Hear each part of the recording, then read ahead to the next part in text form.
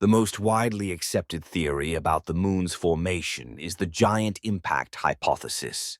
According to this theory, around 4.5 billion years ago, a Mars-sized body, often referred to as Theia, collided with the early Earth.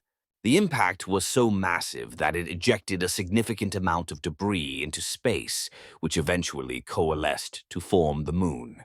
This theory explains many aspects of the moon's composition and orbit, such as its similarity to Earth's mantle.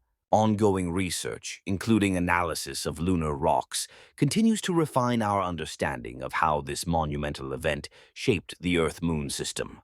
If you're intrigued by cosmic mysteries, extraordinary natural phenomena, and unexplained enigmas, this channel is for you. Each week, we explore incredible stories, from the universe's greatest mysteries to Earth's remarkable places.